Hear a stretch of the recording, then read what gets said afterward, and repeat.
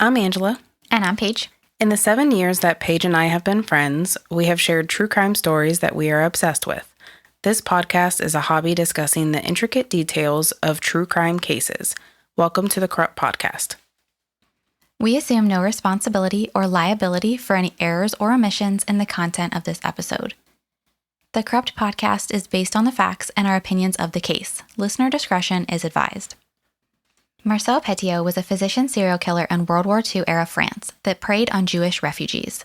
During the Nazi occupation, Marcel created a fraudulent escape network that led to the death of potentially up to 150 people. This episode does include details on animal abuse, abortion, and graphic subject matter. I've heard Marcel's name pronounced many different ways. There's Marcel Petiot, there's Petiot, there's Petiot. There's so many different ways to pronounce it. Yes. So for simplicity, we're just going to call him Marcel. We are not French, and this episode has some serious French pronunciation. Yeah. He's also known as Dr. Satan, the monster of Rue le Sueur, the Werewolf of Paris, the demonic ogre, and the butcher of Paris. I like the demonic ogre. Do you really? I do. I feel like they were a little lazy with that one. They were like, we don't know what he is. He's an ogre. He's demonic and he's ugly, so ogre it is. I like the monster of Rue le Sueur. Do you really like that? Yeah. No. Or do you like saying the Rue le Sueur? I like seeing that part, yeah. It sounds very sophisticated. Yeah, some French names just roll off the tongue. And that one does. Some of them don't. So that one, yeah, that one's a good one. Marcel Andre Henri Felix Petiot was born on January 17th, 1897. Marcel's brother Maurice was born 10 years later in December 1906. Marcel Andre Henri Felix Petiot. Boy, is that a mouthful to yell. You say it better than I do. When he's 2 and his mom is yelling at him. Wow. And here we're going to talk about his mom dying, so great one. He is 15 years old at the time, though, so there's that. She had to yell his name for 15 years. So in 1912, Marcel's mother died from complications of some sort of surgery. And like we said, Marcel was 15 at this point, and his brother Maurice was 6. Marcel had a maternal aunt whose name was Henriette.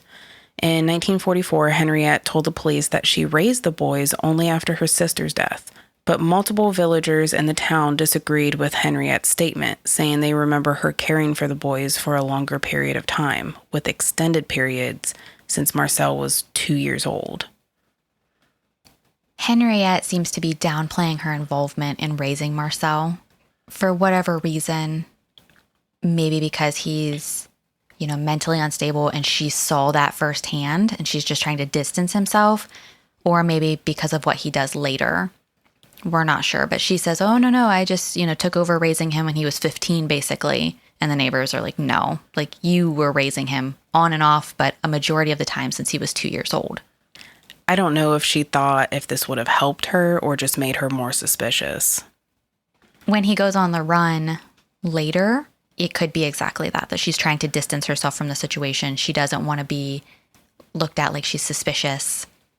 She's like, nope, nothing to see here. Yeah.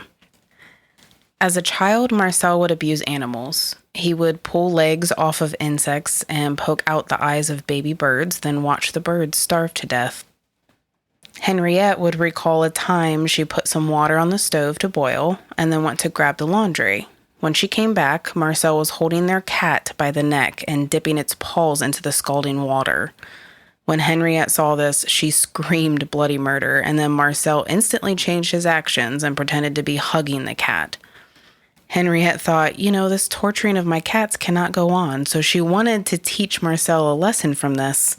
The lesson was to make him sleep with the cat. Marcel was dipping her cat's paws in a boiling pot of water like it was Taco Bell fries with some nacho cheese, and she decided it was best for her nephew to sleep with the half-boiled terrified cat. This turned out to be a terrible mistake on her part because the next morning she awoke with Marcel covered in scratches and bites. The cat had been smothered to death. That poor cat. Oh my goodness. There's some serious animal abuse here. Come on, Henriette. Dipping her cat's paws in boiling water. Like Taco Bell fries and nacho cheese. Yes. And if my daughter were here, she would say, make sure the cheese is dripping, bruh. Oh. That's how the kids are saying it. I'm not ready for this yet. In school, Marcel excelled. His reading was at an advanced level, even when he was young. Marcel was known to read a book a night. He was bored in the classroom and often in trouble. In elementary school, he was disciplined for bringing pornographic material to school. He would bring a gun to the school, pointing it at cats and showing it off. Marcel was eventually expelled for bringing a gun to school after he fired it into the classroom ceiling during a lecture. Can you say detention? I'm wondering why he has access to a gun.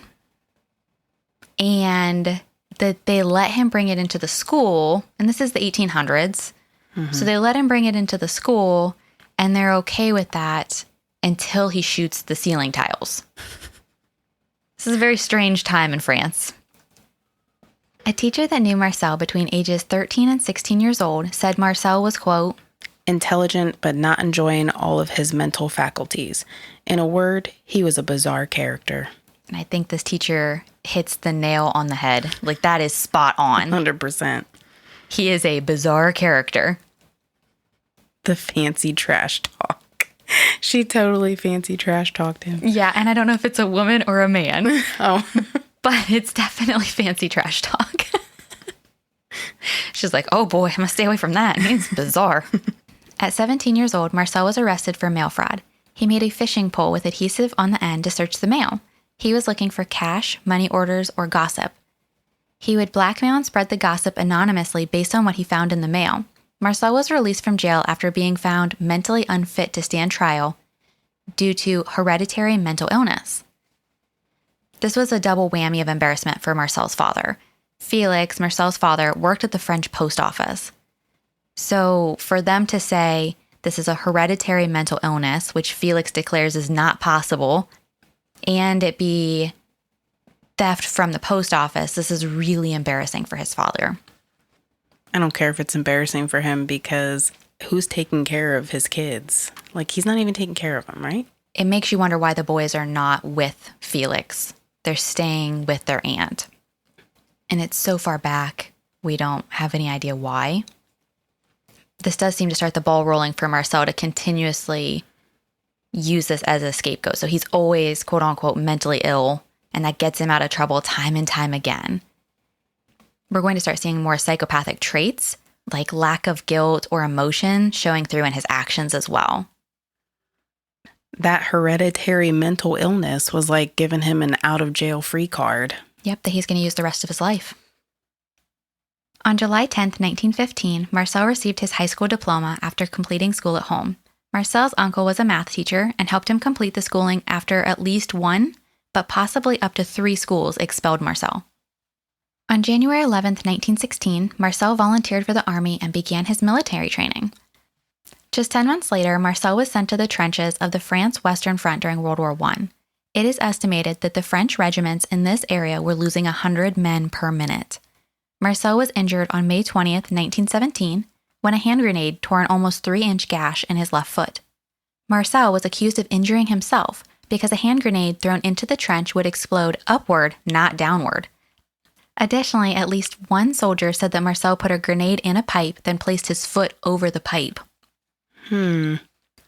Marcel denied that he injured himself, saying that the other soldier was jealous of his education.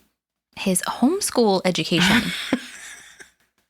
To be fair here, they're losing 100 men per minute in these trenches, and France estimates they lost 16% of their men, approximately 1.5 million men, during the war. Yeah, 16% doesn't seem a lot, but then you say 1.5 million? He volunteers himself for the war, and I think he hit the trenches and was like, oh my gosh, I've got to get out of here. Like everybody was. I honestly think that he did try to get out any way he could. He did put that grenade in a pipe. Well, see, it confuses me a little bit because wouldn't you think like a serial killer would enjoy a war? He does later for World War II. He absolutely gets away with it. Like the endless amount of bodies that he's provided. Yeah. In a war would satisfy his needs of killing. In a way. I don't know. Yeah, in a way for sure. But I don't think he wanted to be in the middle of it either, though. Marcel starts to show additional signs of a mental imbalance. He had a headache, vertigo, and became alarmed at the slightest noise. Today, we know that this is also symptoms of shell shock, and it seems that Marcel has a bad case due to prolonged exposure in the trenches. Like, those are all signs of shell shock that soldiers from World War I and World War II come home with. They just didn't know it at the time. Do they call that PTSD now? Yes. Back then, they called it shell shock, but now it would be PTSD. It seemed Marcel maybe got a little bored because he decided to steal some blankets, morphine, and other army supplies during the war. He was put on trial in 1917 and was found not guilty by reason of insanity. Marcel was then shuffled around medical clinics, mental asylums, and military jail. In July 1919, Marcel was eventually discharged for his strange behaviors and mental breakdowns. It was recommended that he be institutionalized, but no one follows up. There were some doctors that believed he had access to medical journals and faked the mental illness. I think it maybe was a combination of both. He's a very smart person. He's reading a book every single day. I'm sure he had a large vocabulary. He's absorbing all the stuff from those medical journals, and he's using it for his own benefit. I mean, being mentally ill on purpose is itself a mental illness, isn't it? Sure. It's also interesting to note that he's stealing, dry sausages, cheese, and wine, not just for himself, but for his full unit. And without showing any signs for remorse, he's actually quoted saying that theft was a natural thing to do because it was the law of the jungle.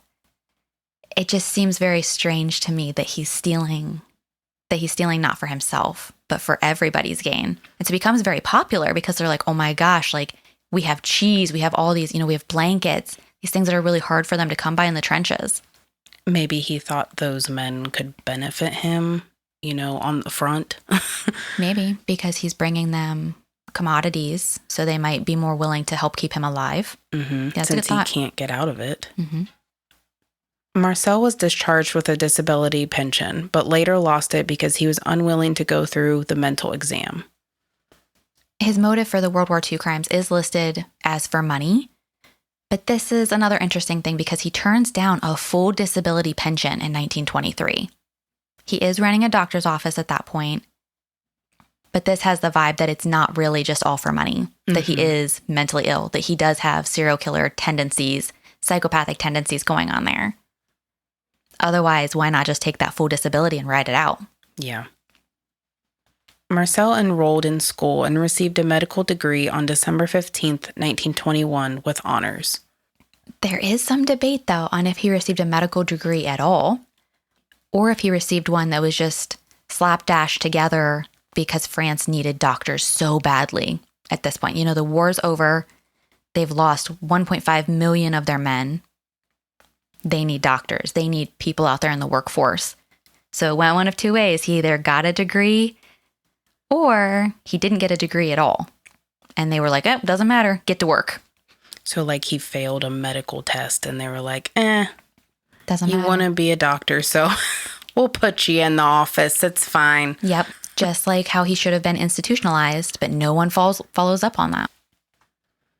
Marcel opened his first medical practice in 1922 at 25 years old. There were 2 other doctors in the town 75 miles southeast of Paris.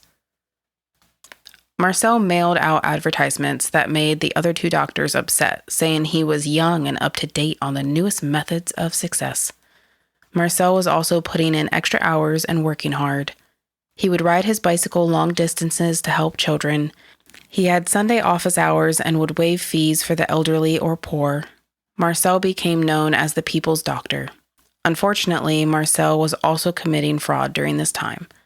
For any free or discounted medical service, Marcel was signing his patients up for public assistance without their knowledge. He was reimbursed by the state because of this. He was also double dipping when he received partial payment or payment in goods like cheese, eggs, and then state reimbursement. He really wasn't the people's doctor. He was also doing some controversial treatments. Marcel wrote a prescription that our pharmacist refused to fill. The pharmacist confronted Marcel about the prescription that was for a child, but the dosage was strong enough to kill an adult. Marcel allegedly responded to the pharmacist by saying, "Isn't it better to do away with the kid who does nothing but annoy his mother?" Marcel was also a kleptomaniac. Even his brother made Marcel turn out his pockets before leaving his house, and patients would also report missing items from their home. Marcel was evicted from an apartment for stealing the furniture, but when threatened with litigation, Marcel shrugs it off, saying that he couldn't be convicted because he's already a certified lunatic. In 1925, Louisette Delaveau disappeared under mysterious circumstances. Louise had worked as a housekeeper for one of Marcel's patients. After several dates, 24-year-old Louise moved into Marcel's home. For appearances, Louise became Marcel's maid and cook. After moving in, Louise and Marcel started to have relationship problems because Marcel immediately started an affair with another patient. Louise told friends that she was pregnant, but Marcel would take care of it. In May 1926, Louise disappeared and was never seen again. Marcel says they had a fight and she stormed out, but didn't say where she was going. Louise also didn't tell her friends or family where she was going. Police listed Louise as a runaway and never did a thorough investigation. We do know that a Jane Doe's decapitated body was found later in a wicker basket. The woman was in her mid-20s. Her dismembered body also had the intestines and inner organs removed. Marcel had been seen loading a large wicker basket into his car, but there was no other evidence to tie Marcel to Louise's disappearance. It was common knowledge at the time that he was the main suspect. It's possible that her abortion went wrong and she died, and he just disposed of her body. Not with his track record. Exactly. Yep. Later, you think, was she more of an inconvenience to him and he's just getting rid of her? Because he was unfaithful to her. Right out the gate. Yep. Having another affair with another patient. Yep. Said he would take care of it. And maybe he didn't mean it that way. Maybe he was taking care of her. In 1926, Marcel was elected mayor of Villeneuve. You know, I was struggling with the fact that he was certified as mentally ill, still being able to open a practice, but then also becoming the freaking mayor. Also add to that he's a known kleptomaniac. He's also the main suspect in Louise's murder. It's okay. Mayor's perfect. It's a good position. He pulls the same stuff here that he does everywhere else. They do unfortunately learn, but they just learn it the hard way. During Marcel's time in office, items would disappear from City Hall. Sometimes the items would be small, like an ashtray. Other times it would be cash, tools, or even a drum. He was suspended for 4 months in 1930 for fraud. With this fraud conviction, Marcel says that he did not receive a shipment of oil, and he receives a refund. But he did actually receive the oil. He appeals the verdict and was able to have it reversed, so he's able to keep himself in office by having that reversed. Because he was mentally ill? You can't have a conviction because it makes you lose your voting rights. And if you lose your voting rights, you can't be in office. So he had to appeal this, and they basically had to bend over backwards, be like, okay, well, we'll pretend this wasn't fraud so you can continue being our mayor. So that really was the only, they're like, he's stealing small things like ashtrays. Not a huge deal. Then he starts stealing bigger things. They're willing to look the other way at this point. But in a couple years, they're going to be like, get out of town. In 1931, Marcel was removed from his mayor position, but ended up winning a local council seat instead. By 1933, Marcel was convicted of rewiring electricity meters to steal electricity. And this is the conviction where he's no longer able to hold an office. So like we said, that conviction means he loses his voting rights. And French law says that he would have to be removed from office due to losing his voting rights. He does step down from the position before he's asked to resign, though. Like, his resume stays squeaky clean here because he resigned. He was not actually removed from office. But still, the man likes to steal a lot. He really does. You know it's bad when his own brother makes him turn out his pockets before he leaves the house. On June 4th, 1927, Marcel married Georgette Leblaise. They had a son, Gerhard, the following April 1928. And you can find pictures of their wedding online. Georgette's dress is beautiful. When you think 1927 wedding dress, it's gorgeous. All the way up her neck in lace, almost like a turtleneck. Long flowing sleeves. It's just gorgeous. Let's talk about the name Georgette. What a name. The end. They all have very French 1920s names. And their son, Gerhardt? Mm-hmm. What is he, an extra in the Vikings show? Like, I hope he went by Gary. Gary. It's unlikely, but I hope that he went by Gary. In March 1930, Henriette DeBove's body was found among the remains of her fire-damaged home. And this is not to be confused with his aunt, Henriette. Correct. This is a different lady. Henriette had been beaten to death by a blunt object, robbed, and the house had been torched. Rumors flew that Henriette and Marcel had been having an affair. A witness, Monsieur Fiscat, had seen Marcel near Henriette's house and planned to testify. Unfortunately, Marcel was also Monsieur Fiscat's doctor for rheumatism. Marcel provided an injection to Monsieur Fiscat, and he died just 3 hours later. Marcel also signed the death certificate, listing the cause of death as an aneurysm. Henriette's husband does follow up on charges against Marcel, but the file was misplaced until 1944, and by this time Marcel was in a separate heap of trouble in Paris. To this day, Henriette's murder is still unsolved. Marcel must have known Monsieur was planning to testify, but how? He was talking about it. He was saying to people, I'm the witness, I saw him there. If Monsieur was planning to testify, wouldn't you not want to be in contact with Marcel, though? So one and only doctor. Reschedule your appointment. Drive to a different city and see a different doctor. Just get a different doctor. Absolutely. In 1933, Marcel and his family moved to Paris, and he opened his medical office there. When listing his experience, Marcel listed himself as an intern at a medical hospital, but actually he had been a patient there. In French, the words are very similar, intern versus interna, which has the acute accent E at the end. And that is literally the difference between being an intern there or being a patient there. He got away with that. Marcel ran a large medical office that gained popularity quickly in Paris. He did become known as an abortionist and for supplying drugs to addicts as a way to cure them. In 1935, French police investigated Marcel for the narcotics violations but could find no evidence that he was doing anything wrong. Marcel simply stated he was providing smaller and smaller doses until patients were no longer addicted. Marcel also accepted a position that allowed him to sign death certificates. To continue his stealing spree, in 1935, he went to the home of a wealthy attorney to sign a death certificate, but then was accused of taking 74,000 francs from the dead man's home. Similar to what Marcel was doing in the small town, he's now in Paris, able to sign death certificates. So we are in dangerous territory here. Who is this man? He can do terrible. everything. He just lies on his resume about whatever he wants. And he's always looking for that advantage for himself. In 1936, a 30-year-old woman named Raymond died after Marcel treating an abscess in one of her teeth. Raymond was still unconscious when Marcel drove her home, and she never regained consciousness. The patient's mother blamed Marcel, but an investigation was never completed to confirm his fault. An autopsy did find very high levels of morphine, but the case was closed without charges. Raymond's mother attempted to reopen the case in 1942, but was told the case was closed as Raymond died of natural causes.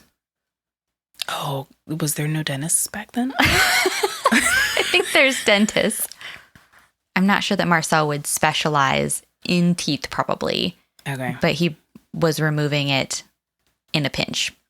It seems like many cases are being opened accusing him, yet never solved.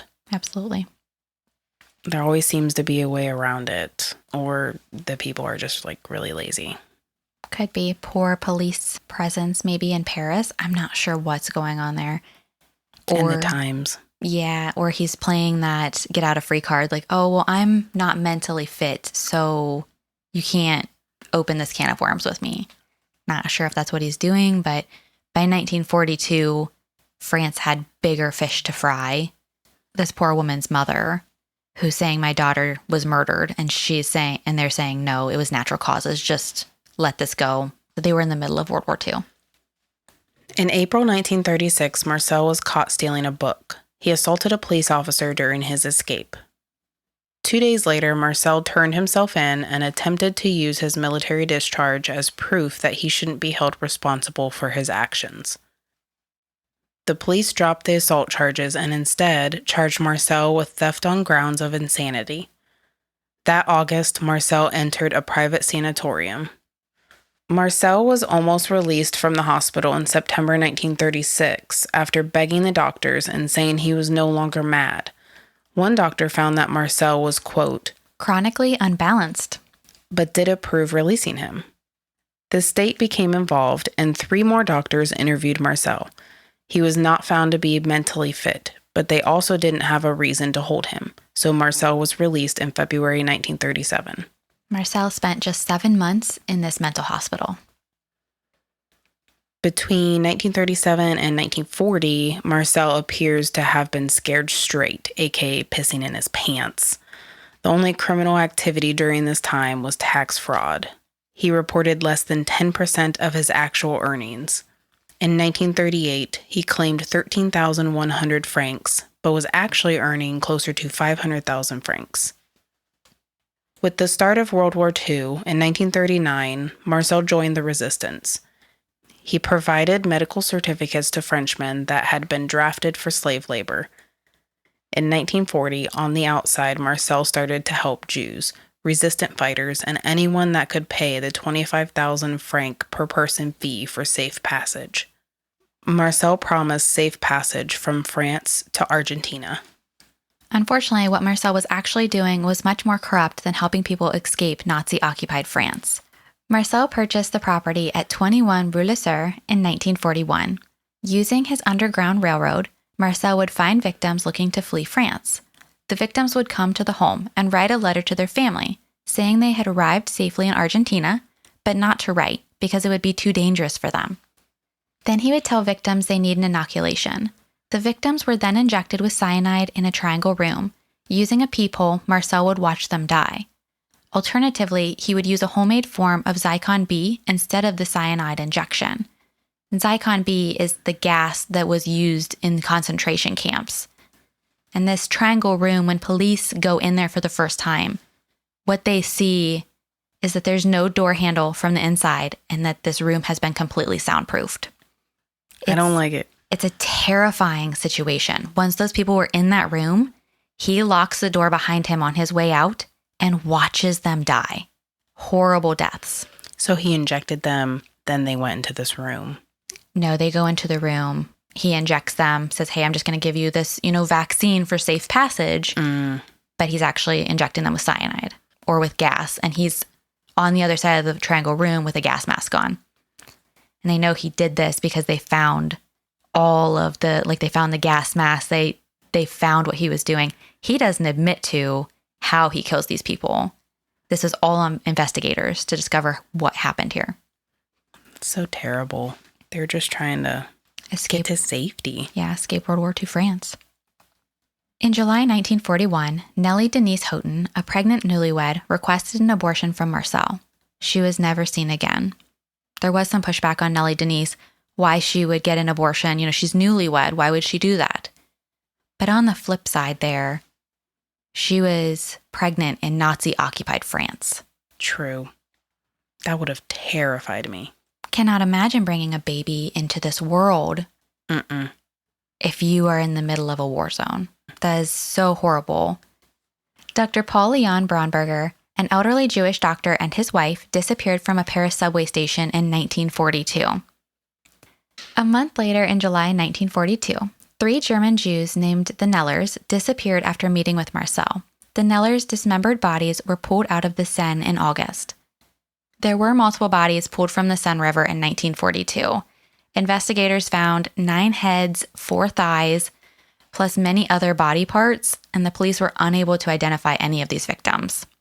In September 1942, Joseph Recroix, Ivan Dreyfus, and Adrian Estagay were committing armed robbery while disguised as the secret police of Nazi Germany, Gestapo agents.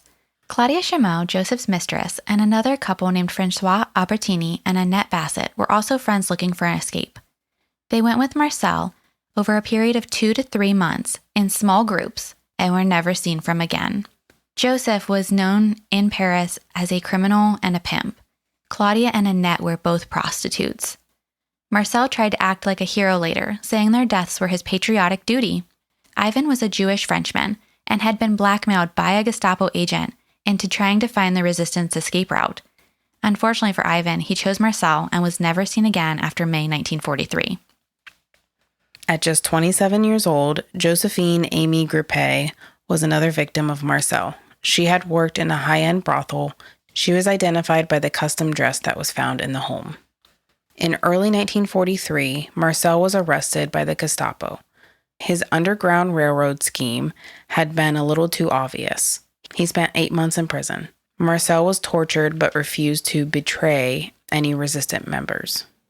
Remember, the Gestapo thinks he's helping Jews escape from France to South America, so they want all of his contacts. Also, interestingly, the Gestapo searches Marcel's home with Georgette, but never searches 21 Rue le Sueur. Stupid. Or did they know what was going on there? Marcel has no names to provide, and the Nazis release him in January 1944. Seemed like an opportunity missed there. They should have just killed him in their custody. I think that he admits to what he's truly doing to them. Really? The Nazis are not known for letting anyone out of prison, and they let him out.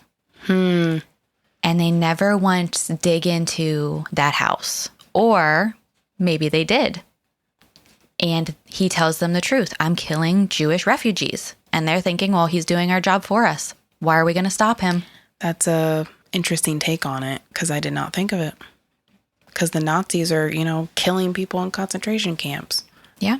They're doing anything they can to just, kill Jews. And he's doing away with resistance members. It's just an idea. You're probably right. On March 11th, 1944, neighbors of 21 Rue le Sueur called police to report that smoke had been coming out of the house next door for 5 days. 5 days. The homeowner was not home at the time, but a sign was posted saying, "Away for a month, forward mail to 18 Rue de Lamar, Auxerre." Another neighbor was able to provide Marcel's name to the police. So, the police called up Marcel and was like, "Yo, your house be burning for 5 days, man." So Marcel told them he'd be over in 15 minutes. I'll be there in 15 minutes. Then after 30 minutes, the fire department was finally called. With the smoke continuing to emanate from the 3-story home, they broke into the second floor balcony. 2 men from the fire department followed the smoke into the basement. There were 2 stoves in the basement, but only one was in operation. The firemen opened the oven door to find the charred remains of a human hand. On a separate staircase lay a rib cage, arms and legs, a split torso, and 2 skulls. These are not arm and leg bones. These are arms and legs. Filled with meat. Yes. I'm sorry. If you want to go that route, yes. It helps me process. Yeah. And then a man shows up on a bicycle. He arrived and he found a patrolman, and he asked the officer if he was a good Frenchman. And this is the way of determining if the officers were loyal to France or loyal to the Nazis. But honestly, if you were a Nazi Frenchman, wouldn't you answer the same way? Very true. I was thinking that. The man on the bicycle, later identified as Marcel, told the police that all of the bodies were Germans and traitors to France. He claimed to be a resistance leader with several lives at stake. The officers at the time, not realizing it was Marcel, the homeowner, let him leave to destroy any evidence to protect the resistance. So now we see a flip. First, he's helping the Nazis. Now he's claiming to be helping French people. He just molds into whatever he needs to do. Yep, and then he just bicycles away, and he's gone. He's on the run.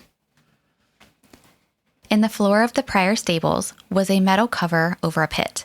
Investigators went down the wooden ladder into a mixture of quicklime and decomposing bodies. The pit was estimated at 10 to 15 feet deep and was quickly determined that there were more bodies in the pit than had been in the basement. Most of the victims were missing internal organs. Fingerprints were removed, and faces were removed with a single cut. Those poor people, they were just trying to survive. They were, and the first investigators that found the bodies in the Seine, suspected that they were connected to 21 Rue le Sueur because of how the victims' bodies were dismembered. At the time, if you were doing an autopsy, you might take your scalpel and you don't want to lose it. So you would stab it into the thigh, and that's kind of like a placeholder, if you will, for your scalpel. Ew. Right. But the bodies that they pulled out of the Seine had that mark. And the investigators were like, oh my gosh, maybe this is a doctor that's doing this. Whoa. And the victims they find at 21 Rue le Sueur, same thing, scalpel in the thigh. So now they're thinking, okay, this is a doctor and it's connected to those dismembered bodies from the river. That's crazy. Investigations continued into Marcel's 21 Rue le Sueur home the following day on March 12, 1944. In the basement cupboard were 22 toothbrushes, 5 cigarette holders, 2 umbrellas, a woman's bathing suit, 22 combs, 16 cases of lipstick, 15 boxes of face powder, 10 scalpels, 22 boxes of perfume, and 2 specimens of human genitals preserved in jars of formol. And formol is also called formaldehyde solution. It's a chemical solution that's 10% concentrate of formaldehyde in water. What was it with the 22s? 22 victims is what they were thinking at the time. But then the number just keeps growing and growing and growing. Mm-hmm. Maybe he was obsessed with the number 22. Maybe. And they just threw out everything else because he admits to 60 later. On March 14th, 1944, Georgette Petiot was arrested at the train station with her son. Georgette was 39 years old. They put her in the police car with her brother-in-law, Maurice, which I found this was very interesting, that they allowed both suspects to ride in the car together. Today, we would keep them separate. We would never let them ride in the back seat to make the same story. They probably let them have a cigarette, too, in the back seat. Yeah. When Georgette was interviewed by police, she states that she knew nothing about Marcel's business. He had purchased the home 2 or 3 years before, and she had only visited once, but had never gone inside. She said that she didn't like the house because it cost 500,000 francs, but wasn't too worried about the money because Marcel had a large medical practice and made a lot of money. When asked about the day of March 11th, Georgette said it was a normal day. Marcel had spent the morning making house calls, then returned home for lunch. Around 2:30 or 3, Marcel left the home but wouldn't tell her where he was going. Marcel returned home for a consultation between 6 to 7:30 p.m., and they were having dinner together when the police call was received about the fire. On the phone, Georgette heard the word police, but Marcel didn't explain and left the house. She also said it was Marcel's habit to not tell her where he was going. He didn't return home that night, and Georgette tells Detective Marcel that she felt in danger at home. So the next morning she leaves and tries to catch a train to Auxerre to be with her son.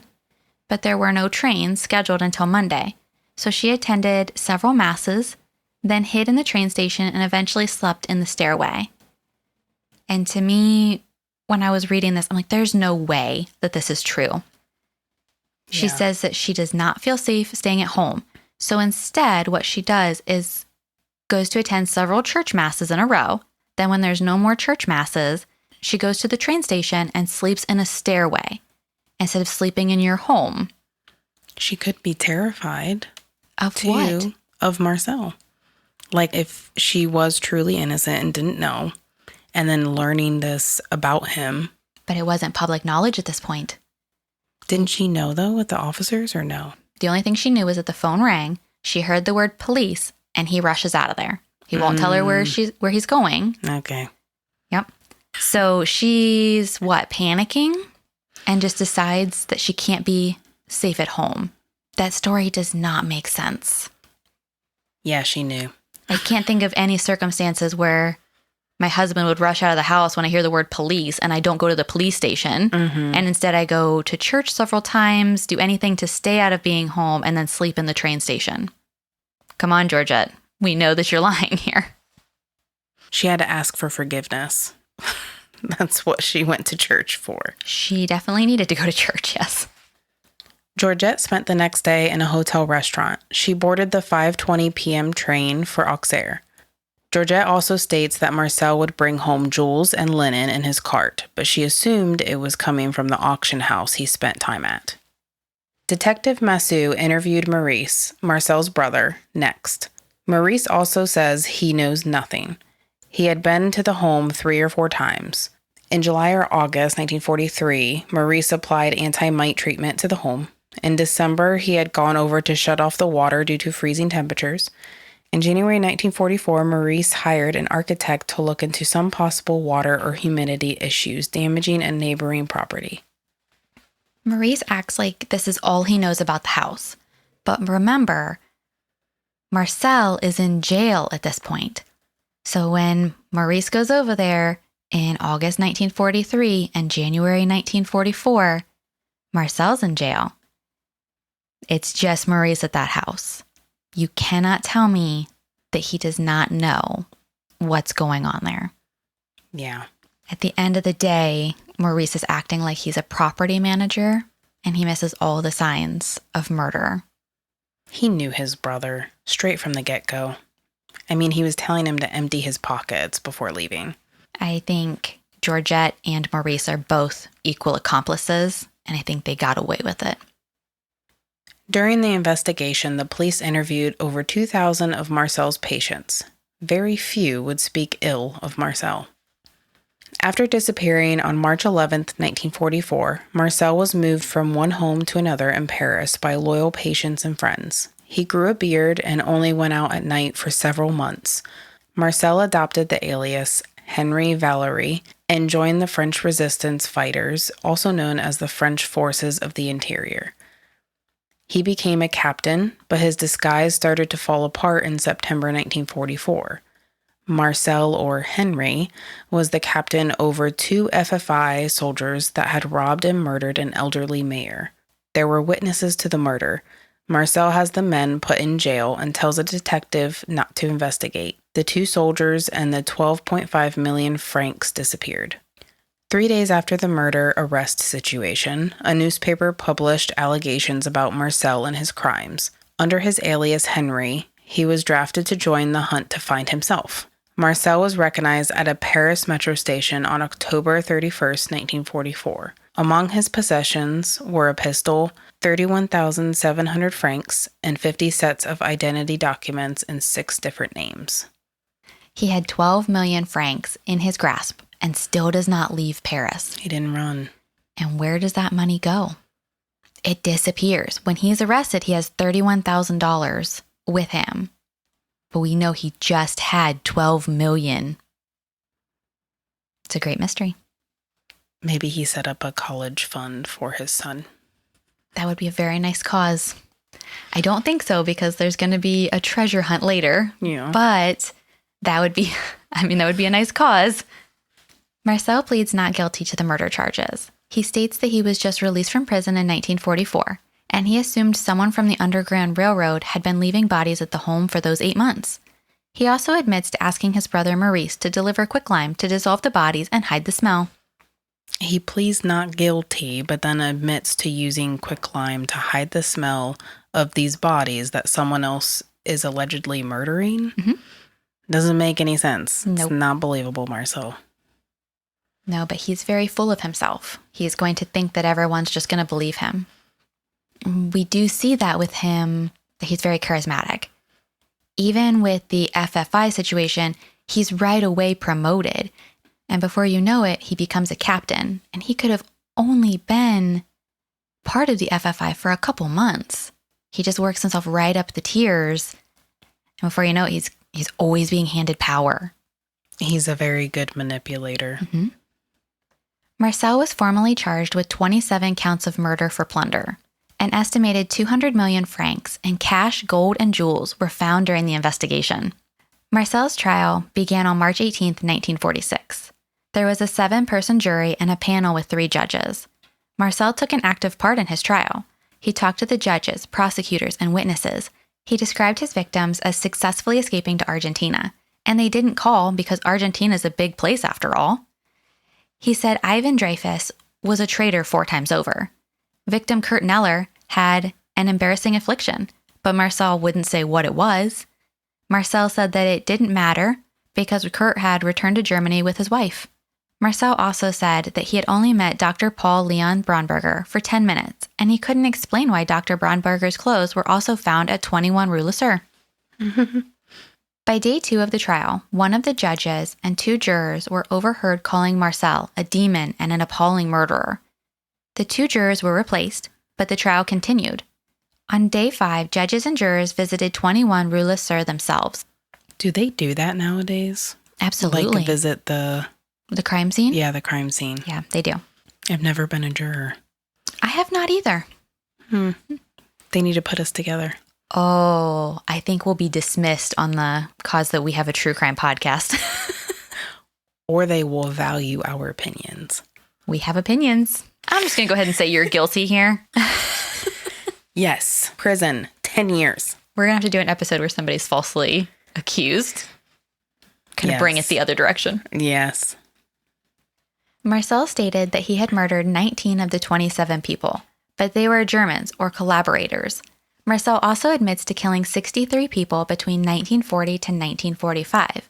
But of the 45 unidentified victims, Marcel said, quote, I don't have to justify myself for murders I'm not accused of committing.